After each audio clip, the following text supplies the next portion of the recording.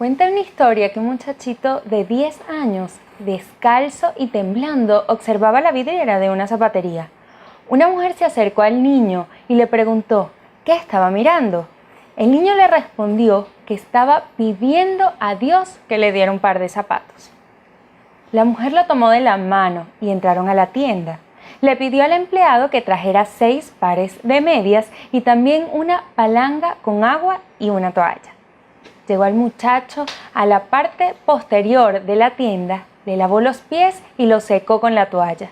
El vendedor volvió con medias. La mujer le los puso el par de medias y le compró un par de zapatos. Cuando ella se volvió para irse, el niño, asombrado, la tomó de las manos y con lágrimas en los ojos le preguntó: ¿es usted acaso la esposa de Dios? ¡Qué pregunta tan maravillosa!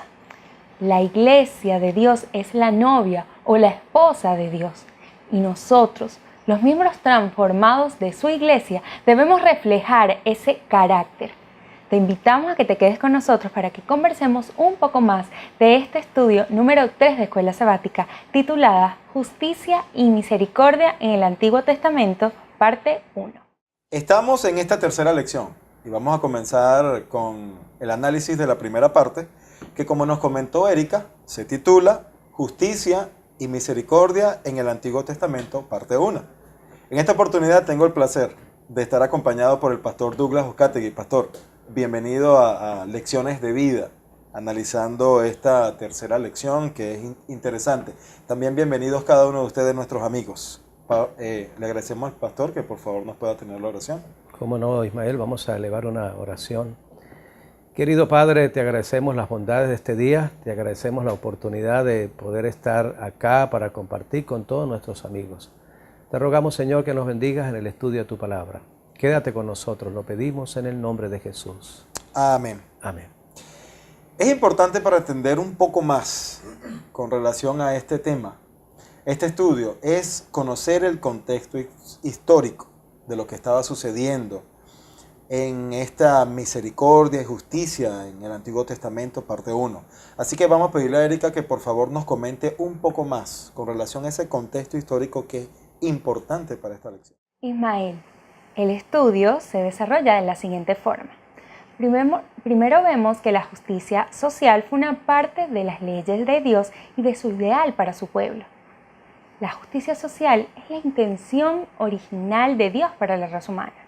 Sin embargo, el pecado lamentablemente dañó todo. A su vez, estudiamos también los 3 tipos de sábado.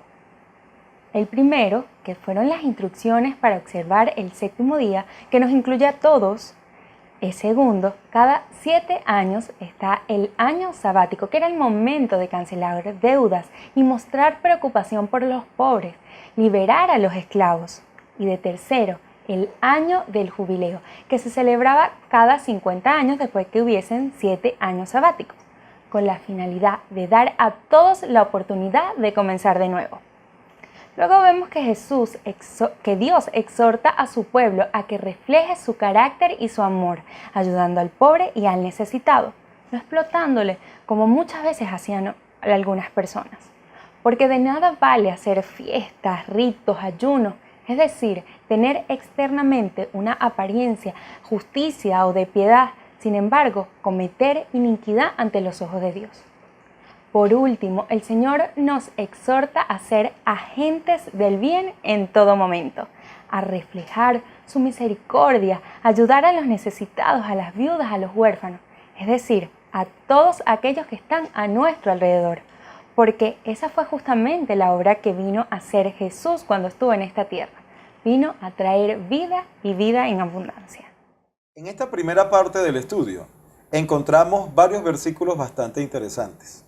Podemos comenzar abriendo la palabra de Dios en Éxodo, capítulo 22, versículo 21 al 23.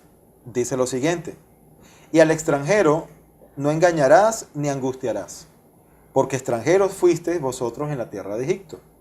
A ninguna viuda ni huérfano afligiréis, porque si tú llegas a afligirle y ellos clamaren a mí, ciertamente oiré yo su clamor.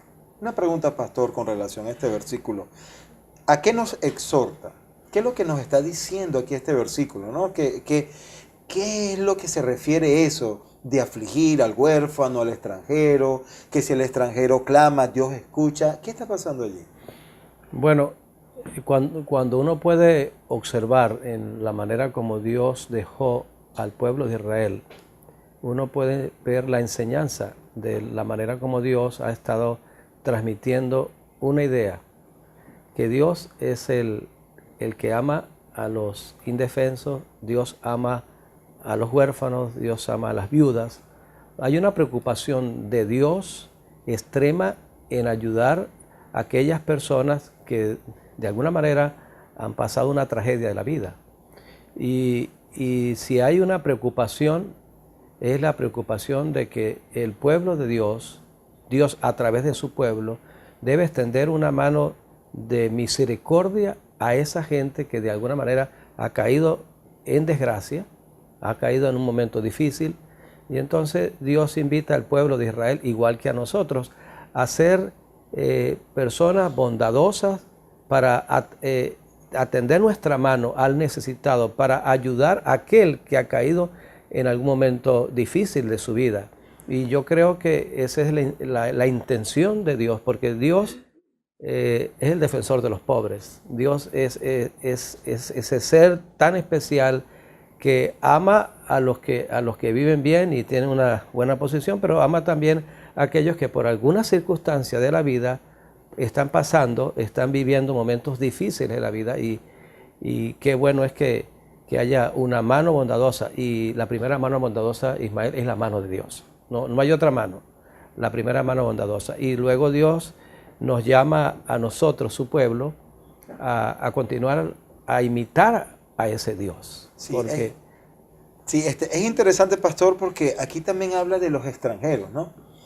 Y cuando nosotros podemos pensar en la situación de extranjeros, ellos estaban pasando por el desierto, estaban atravesando ciudades donde había guerra, había enfrentamientos, destruían, pero entonces quedaba algún extranjero que aceptaba lo que Dios estaba planteando y se unía a ese pueblo. Y Dios aún así también piensa en ellos. Mira, al extranjero no lo vayas a oprimir, a pesar que, ¿verdad?, haya pasado a ciertas circunstancias difíciles en esos momentos de enfrentamiento, de guerra, ¿verdad?, que pudiese quedar como ese odio, ¿verdad?, porque quizás en esas guerras, en esos enfrentamientos, un familiar mío murió a causa de ese pueblo que estamos invadiendo, pero Dios aún así dice, mira, al extranjero también lo tienes que tratar con cuidado. Sí, porque Dios es misericordioso aún con sus enemigos. Aún con sus enemigos. Y lo extraordinario de la Biblia es que la Biblia presenta a un Dios preocupado aún por aquellos que por alguna otra cosa fortuitamente tuvieron que caer en manos de sus enemigos, y hay que atenderlos con misericordia. Y estoy pensando en este momento en el caso de Ruth la Moabita, una extranjera que sale de su tierra, de Moab, a refugiarse Correcto. en la tierra de Israel para que sea la protección de Jehová quien esté sobre ella. Y es interesante ver cómo esta mujer llegó a ser la madre parte de la genealogía. La parte del árbol genealógico de Jesús. Aún siendo extranjero. Entonces Dios, aún con los extranjeros, dice, debes ser bondadoso con los extranjeros, porque tú fuiste extranjero. En la tierra de Egipto. Y uno sabe lo que significa estar en un lugar que no es su propia tierra, ¿no? Y cómo alguien bondadoso le diga, ven acá, pasa la noche acá, mira este plato de comida. Entonces Dios sabe, y yo creo que nosotros necesitamos entender que hay una bondad de Dios con los huérfanos, con las viudas, con los extranjeros. Y yo creo que es una enseñanza de que Dios es un Dios único, porque Él ofrece a su pueblo, pero también a los que no son de su pueblo. Correcto. Pastor, hablando de justicia y misericordia, el pueblo de Israel celebraba unos sábados, ¿no? La fiesta de los sábados. La fiesta de los sábados. Sí. Se habla de 3 tipos de sábados, ¿no? Sí. Los sábados ceremoniales, El sábado sábado del mandamiento. El de cada 7 años era el gran sábado. Sí, ¿verdad? Cada y 7 cada años. 50 años también. Y cada cada 7 gran sábado venía el séptimo. Entonces eran 3 sábados. El primer sábado correspondía al sábado de 7 días a la semana. Correcto. Entonces representaba a un Dios que ofrecía descanso, un Dios que es creador, pero que es sustentador, que lo provee. Entonces cada vez que vemos el sábado, estamos mirando a un Dios creador, un Dios bondadoso, un Dios misericordioso, que nos dio 6 días para trabajar, y qué bueno que llega el séptimo. Porque eso dice de Dios: ven a descansar, deja de trabajar un poco, ven a descansar, recupera tus energías, y yo soy tu sustentador. Ese sábado. El otro sábado correspondía al sábado de cada 7 años. Era un sábado muy especial, porque ese sábado se liberaban a los esclavos. Entonces se sembraba 6 años consecutivos, y el séptimo año se dejaba de descanso de la tierra, pero también se daba para que las puertas de la finca se abrieran, para que vinieran las viudas, los huérfanos, los pobres vinieran a consumir alimento de todas las fincas para poder proveer para ellos. Pero como tú mencionabas hace ratito, que el 6º año Dios le daba una cosecha triple para que llenaran los graneros a ellos.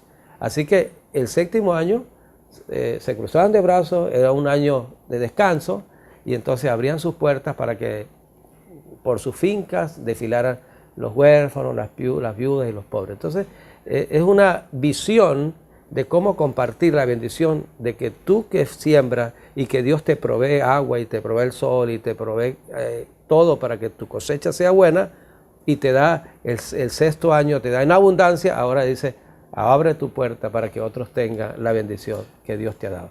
Y el último sábado estaba representado en el año 50. Cada 50 años se celebraba una fiesta judía muy importante llamado el Jubileo. Una fiesta que su propósito era devolver al dueño original de las tierras. Vamos a decir que yo tenía una tierra y yo te vendía la tierra, pero cuando llegaba el día 50, al año 50, tú tendrías que devolverme la tierra.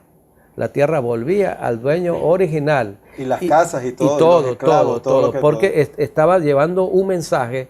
El mensaje es: Dios es el dueño. Dios es el dueño, tú no eres el dueño. Ahora, hoy en una sociedad que vivimos, y hace unos años atrás había mucha gente terrateniente, dueñas de tierra, ¿no? Pero Dios dijo: no serás dueño de la tierra, yo soy el dueño de la tierra, pero yo te he puesto para que seas administrador, y no solo para tu necesidad y los tuyos, sino para que te conviertas en una mano bondadosa para ayudar al huérfano, para ayudar a la viuda, para ayudar al extranjero. Ahora, son grupos de personas que han experimentado tragedias. Ahora, no estamos diciendo alimentar al flojo, al que no quiere trabajar. No. La Biblia dice que el obrero es digno de su salario. Entonces, si tú trabajas, tienes que comer. Ahora, si tú no trabajas, tendrás que pasar tu necesidad. Entonces, ese año de jubileo, cada 50 años, era una fiesta muy importante que la gente lo disfrutaba, por lo menos. Algunos que eran niños lo disfrutaban 2 veces en su vida, ¿no? Sí. Pero si era adulto, cuando llegaba la fecha, difícil era volver a repetir ese acontecimiento. Pero era una fiesta de júbilo, el pueblo celebraba de una manera especial. Los esclavos eran libres. Correcto. O sea, ahí estaba reflejada la misericordia y la justicia de Dios. Un equilibrio. Se aplicaba la justicia y se aplicaba la misericordia. Muy bien, eso con relación al sábado. Vamos a pedirle a Erika que por favor nos cuente un poco acerca de lo que es la universalidad del sábado. ¿Será que el sábado era únicamente entonces para los judíos? ¿Para los extranjeros que estaban allí?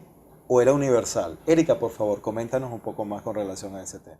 Ismael, sin duda la institución del sábado por Dios es un hecho universal, con la finalidad de que volviéramos nuestros ojos a la creación y así nunca nos olvidáramos de quién es nuestro Creador. Leamos lo que dice Génesis capítulo 2, versículo 1 al 3. Fueron pues acabados los cielos y la tierra, y todo el ejército de ellos. Y acabó Dios en el día séptimo la obra que hizo, y reposó el día séptimo de toda la obra que hizo. Y bendijo Dios al séptimo día y lo santificó, porque en él reposó de toda la obra que había hecho en la creación. La universalidad del día de reposo, el sábado, implica algo que es común para todos nosotros, tanto para ricos como para pobres, y se extiende aún más hasta los animales. Sin duda que el séptimo día también implica igualdad y la preocupación de Dios por nosotros, sus hijos. Recordando lo que nos estaba leyendo Erika, pastor, en Génesis capítulo 2, versículo 1 al 3, donde nos dice: fueron pues acabados los cielos y la tierra, y todo el ejército de ellos. Y acabó Dios en el día séptimo la obra que hizo, y reposó el día séptimo de toda la obra que hizo. Y bendijo Dios al día séptimo, y lo santificó, porque en él reposó de toda la obra que había hecho en la creación. Este versículo, pastor, ¿qué nos quiere decir? ¿Qué nos habla? ¿Qué nos indica con relación a la universalidad del sábado? Sí, hay algunas personas que piensan que el sábado fue para los judíos, ¿no? Porque dice, bueno, que Dios entregó los 10 mandamientos para ellos. Es cierto, en el Sinaí Dios entregó las 2 tablas para un pueblo, pero resulta ser que el 4.º mandamiento en la ley del Sinaí decía: acordarte has. En otras palabras, no estaba enmarcado no en el presente del Sinaí, sino en el pasado de la creación. Y es ese texto. Ese texto dice que cuando Dios creó este mundo, antes de que pusiera el pie mucha gente, sino solamente 2, Adán y Eva, Dios estableció el sábado. Lo estableció, y ellos 2 representan toda la universalidad. La universalidad, la unidad. Y el sábado no es exclusivo para la raza humana. El sábado también tiene la tendencia al descanso de la naturaleza, de los animales, porque aún el mandamiento dice que no debían llevar carga los animales el sábado. O sea que el sábado representa un momento donde Dios descansa, no porque estaba cansado, descansa para decirnos: de esta manera se vive bien, se vive mejor. Se vive mejor, con un descanso. Y entonces yo pienso que descansar es una de las condiciones que un ser humano necesita para vivir bien. Una persona puede ser con mucha fuerza, ¿no? Mucha vida, pero si tú 2-3 días y no duermes, mira que el tercer día, por muy fuerte que tú seas, automáticamente te desplomas. Sí. Entonces Dios quería ofrecer a la humanidad, decimos que el sábado se convierte en un regalo de Dios. Ahora, ese regalo de Dios no es exclusivo para Adán y Eva, tampoco es exclusivo para el pueblo judío, a quien recibió, pero ellos eran representantes de la humanidad, ahora grupos de personas. Y Dios dijo que en él debía hacer 3 cosas. El hombre iba a recibir bendición. Y yo creo que el sábado se convierte, para las personas que lo hacen de día de 24 horas, se convierte en una bendición, porque después de una faena de trabajo fuerte, entonces tú recibes la bendición de que ahora descansas en Dios, dejas el trabajo, muy bueno el trabajo en la semana, pero ya, cierro la puerta, quedó atrás el trabajo y ahora cambio de actividad y ahora me encuentro con Dios y yo creo que es una bendición. La segunda bendición, que el Señor lo reposó. Porque él era el ejemplo, ¿no? Él dijo: ejemplo os he dado para que como yo he hecho, vosotros también hagáis. Entonces Dios lo dejó el sábado y lo reposó para ejemplo. Y la otra bendición, dice Génesis, Dios lo guardó, lo bendijo y lo santificó. Y una persona llega a ser santa en el contacto con el sábado, no porque el sábado sea un día que sea especial. No, no es especial. Lo hace especial la presencia de Dios, el Santo. Entonces, cuando tú vienes al descanso con Dios, Dios te llega a santificar. Y entonces, yo creo que no hay una experiencia más rica para una persona que al encontrarse con su Creador, al ver la misericordia de Dios, que dijo, te voy a dar el séptimo día. Y yo estaba recordando que por allá por 1798, los franceses, en lo que llamó la Revolución Francesa, ellos querían quitar todo vestigio de Dios. ¿Verdad? ¿Tú te acuerdas? Los franceses no querían nada con Dios.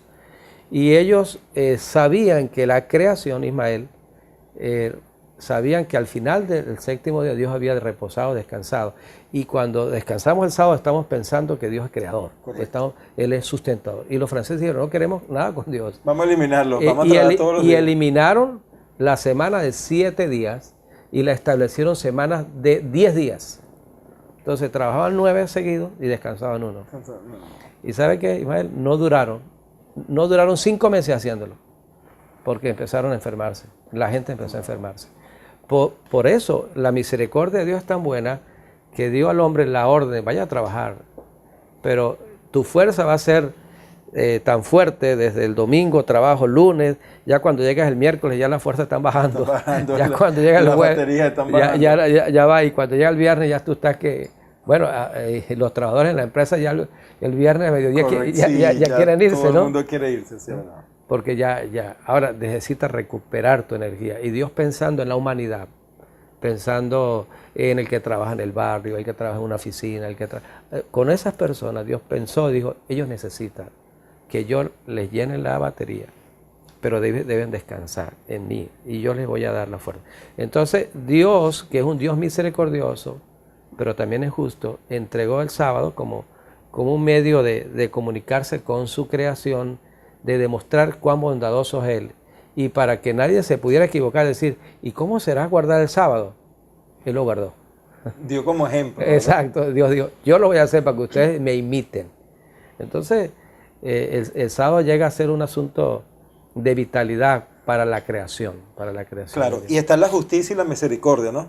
Es una mezcla, claro, de ambas cosas. El hombre había pecado, debía, pagar, estaba la sentencia allí, de muerte. El pecado agotador, corroe, destruye, pero entonces está la misericordia de Dios que dice, bueno, mira, vamos a hacer una regeneración. Yo te perdono y te voy a ir dando la oportunidad para que te vayas renovando.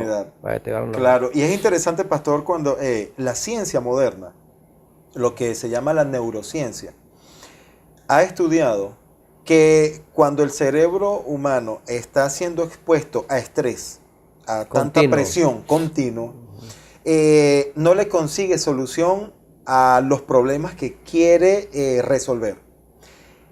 Entonces, la neurociencia dice, ok, el cerebro debe entrar en reposo un momento, un tiempo, y después automáticamente vas a conseguir la respuesta que no habías podido conseguir. Si nosotros nos ponemos a pensar en un trabajador que está bajo presión, que tiene que estar resolviendo problemas, situaciones durante toda una semana, el viernes ya el cerebro está bloqueado. Viene el descanso del sábado, reposa, el cerebro entra en reposo. Y luego se activa. Una vez que Sí. activa nuevamente, pues consigue la respuesta a lo que ha estado buscando. Bueno, y eso pasa, y me pasaba a mí, tienes un problema de matemática, de física, y tú lo estás haciendo y tú la mente no sé qué pasa, Sí. ¿no? Y entonces tú digas, no, ya un momentico, cierras ahí, vas a dar una vuelta, toma agüita, y oh, wow, pero si está fácil.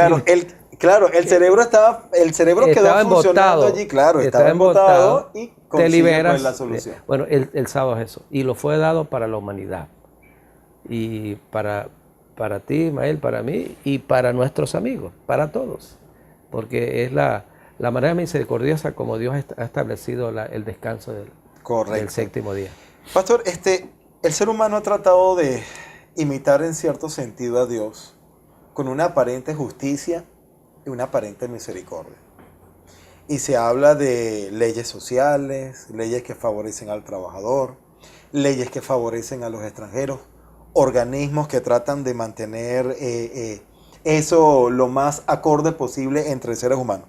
Pero vamos a pedirle a Erika que por favor nos comente un poco más con relación a la sentencia que hace o que realiza Dios contra aquellos que tienen una aparente misericordia y una aparente justicia. Erika, por favor. Claro que sí, Ismael. En Isaías 1, versículos 13 al 17 nos dice la palabra de Dios. No me traigáis más vana ofrenda. El incienso me es abominación. Luna nueva y día de reposo, el convocar asambleas, no lo puedo sufrir. Son iniquidad vuestras fiestas solemnes. Vuestras lunas nuevas y vuestras fiestas solemnes las tiene aborrecidas mi alma. Me son gravosas. Cansado estoy de soportarlas. Cuando extendáis vuestras manos, yo esconderé de vosotros mis ojos. Asimismo, cuando multipliquéis la oración, yo no oiré. Llenas están de sangre vuestras manos. Vemos que la voz profética de los siervos de Dios sonó más potente cuando el pueblo hacía esfuerzos extravagantes para adorar, pero no reflejaban la compasión de Dios por quienes los rodeaban. Es imposible imaginarse un peor testigo que aquel que está tan ocupado adorando a Dios que no tiene tiempo para ayudar a los necesitados. Es interesante, pastor, lo que Erika nos comentaba, ¿no? Con relación a Isaías capítulo 1, 13 al 17. Ese contexto, esas palabras fuertes que Dios expresa allí al pueblo de Israel. Pero para nosotros hoy día, en siglo XXI, ¿cómo podemos aplicar esos versículos, esas palabras de Dios para nosotros? Bueno, yo creo que son fuertes estas palabras, como Erika lo comentó. Dios rechaza gente con buena intención, pero se queda con las buenas intenciones. Sí, la intención no vale aquí. Dios quiere que la teoría traspase la frontera y llegue a la práctica. Y eso es lo que Dios espera de ti, espera de ti, Ismael, espera de mí. Claro. Que no solo seamos cristianos, yo digo a veces somos cristianos de papel, solo está allí, ¿no? Pero en nuestra práctica, cómo ayudar a los necesitados. Y yo creo que el profeta Isaías dice cuál es lo que debemos hacer. Y yo lo tengo subrayado en mi Biblia. Hace días yo pasé por Isaías leyendo mi Biblia y yo subrayé que hay 4 cosas que hay que hacer. La primera cosa es buscar justicia. Buscar justicia. Yo pensaba buscar justicia.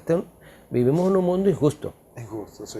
Pero la justicia no me va a parar en una plaza a ver dónde la encuentro. Es que tengo que vivirla yo. Tengo que ser yo protagonista de eso, en mi vida, en lo que represento. Y eso creo que es significativo porque cuando Dios quiere algo, envía un hombre. Entonces, Dios te envía a ti, Dios me envía a mí, te envía a ti, a todos nos envía.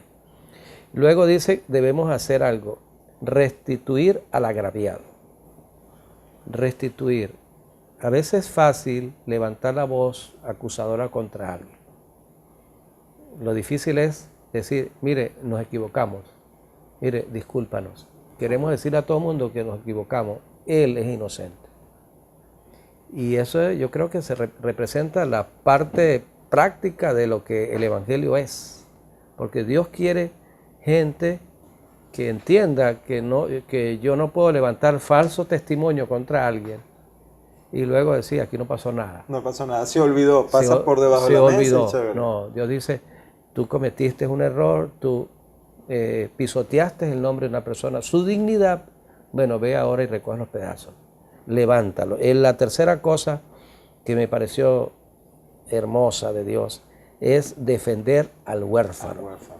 Ahora, ¿cómo hoy, en este siglo, podemos defender al huérfano?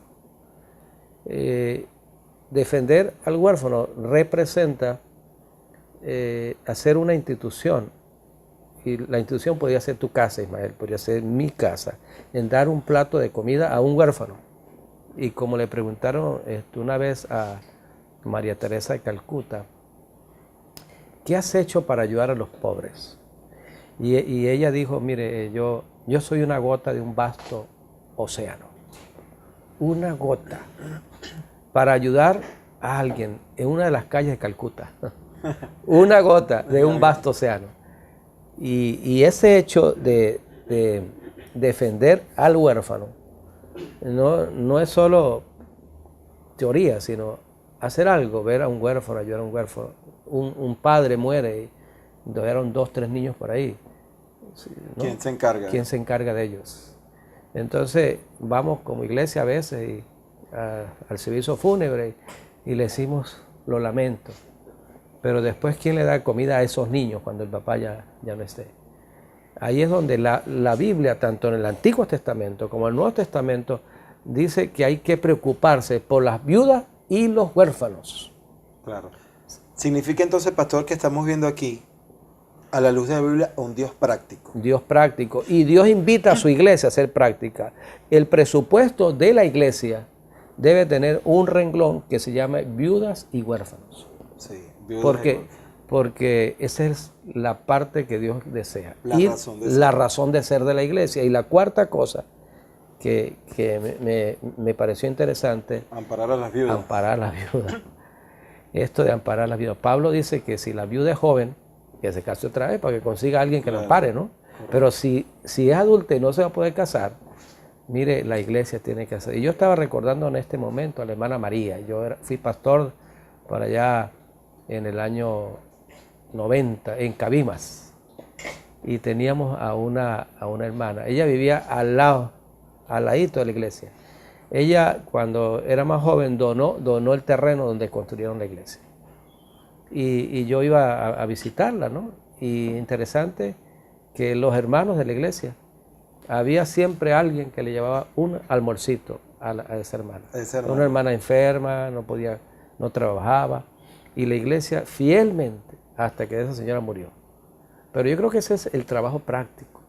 Y Dios, Ismael, nos invita como pueblo a poder alcanzar esa cima que a veces debemos salir de la comodidad de nuestras casas, donde tenemos 3 comidas diarias, y poder pensar, ¿sabes algo? En estos días a las 6 de la mañana yo estaba sentado estudiando mi Biblia.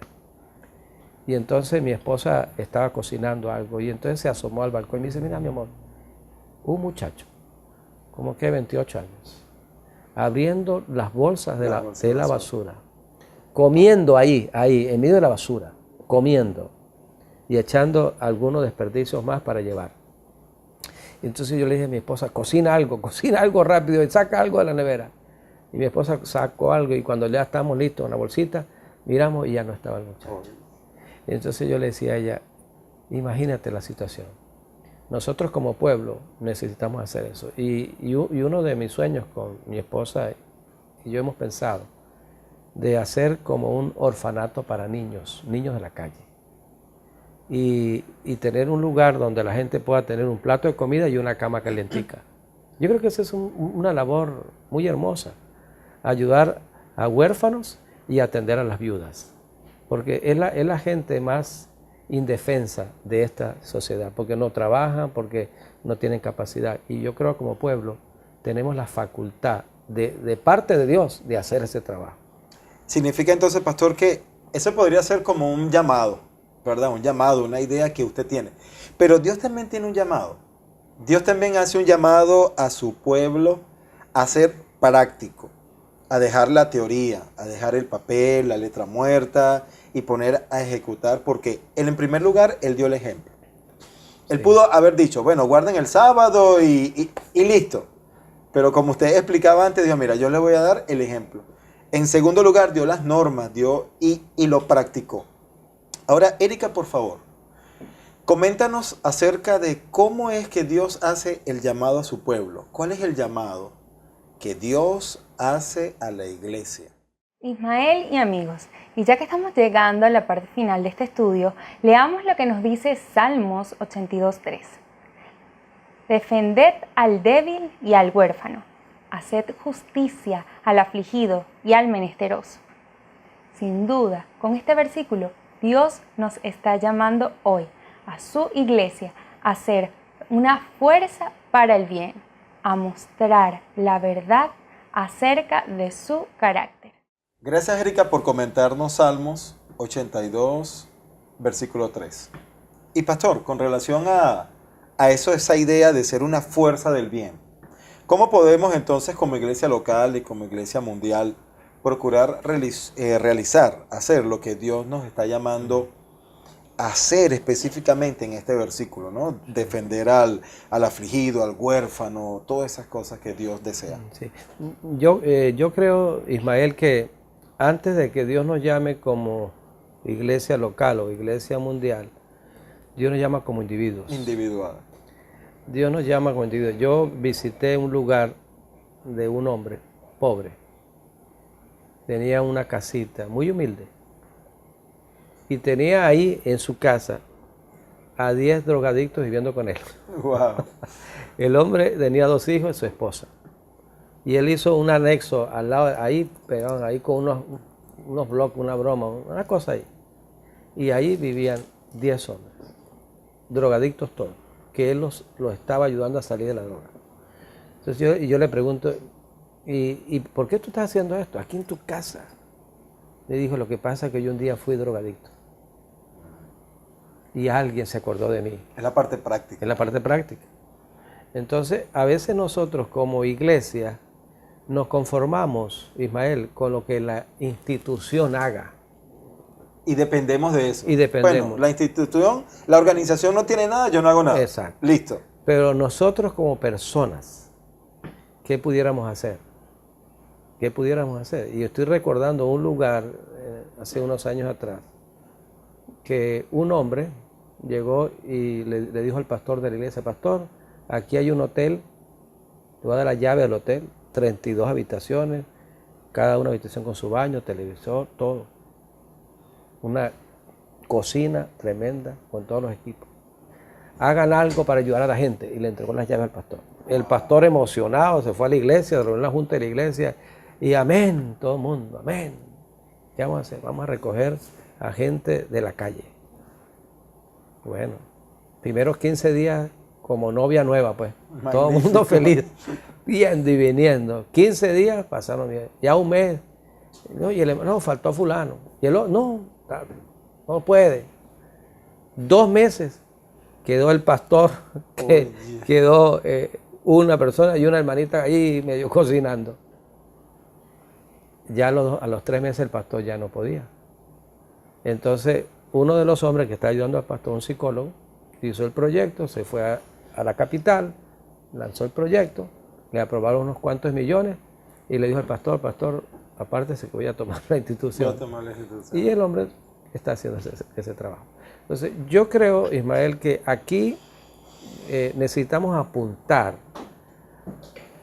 a mí, a ti, porque la iglesia mundial tiene muchas cosas por hacer y tiene cosas que ha hecho, sanatorio, orfanato. La iglesia tiene eso. Pero yo creo que Dios necesita que comience en mí esa fuerza del bien, que tengamos iniciativa, porque tú inicias. Algún día, después de mucha lucha, alguien me dice, oye, quiero ayudarte. Correcto. Y hay 2. Y una reacción en cadena. Una reacción, cuando te das cuenta, hay 20. Y cuando vamos a dar cuenta, formamos un lugar de beneficio. Entonces, yo creo que alguien debe romper el hielo. Mi esposa y yo tenemos esta idea que te mencioné hace ratito de ayudar a los niños. Pero se nos ha quedado en el papel. Se nos ha quedado en el papel, ¿no? Y yo le digo, bueno, necesitamos a alguien que nos ayude, ¿no? Y yo sé que algún momento el Señor nos permitirá. Y nosotros estamos en este momento. Nosotros estuvimos el día de ayer inaugurando un restaurante.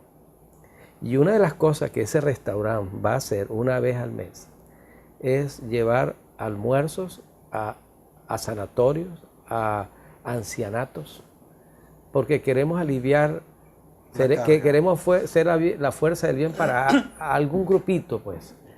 Y yo sé que en algún tiempo Dios nos va a permitir tener más recursos para poder ayudar a mucha gente. Pero mientras eso ocurre, yo tengo como persona ser una fuerza de bien.